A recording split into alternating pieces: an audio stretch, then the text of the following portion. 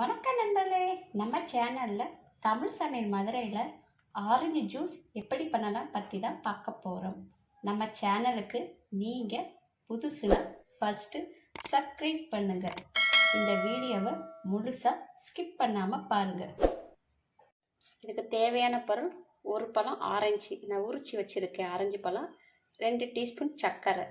இப்போ இது வந்து மிக்ஸி ஜாரில் போடலாம். இப்போ இந்த பழத்தை மிக்ஸி ஜாரில் போடலாம். இதில் ஒரு 2 மடங்கு கொஞ்சம் தண்ணி, 2 டீஸ்பூன் சர்க்கரை.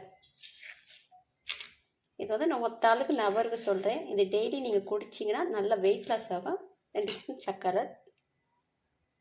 இப்போ வந்து இதை நான் அரைச்சிட்டு வரேன். இப்போ அரைச்சிட்டு வந்தாச்சு. இனி வந்து இது வந்து வடிகட்டணும். இப்போ இது வடிகட்டலாம்.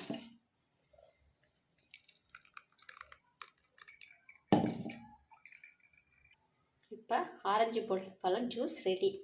இது ஒரு நபருக்கு ஒரு பழம் நம்ம சாப்பிடலாம். டெய்லி இது குடித்தா நம்மளுக்கு வந்து வெயிட் லாஸ் ஆகும்.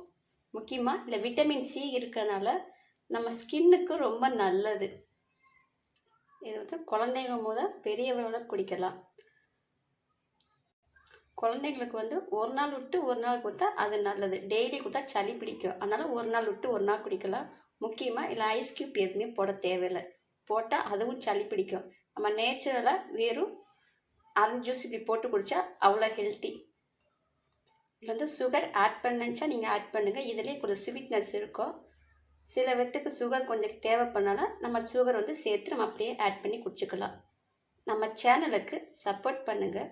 மறக்காமல் லைக் அண்டு ஷேர் பண்ணுங்கள். இதை ட்ரை பண்ணி பாருங்கள்.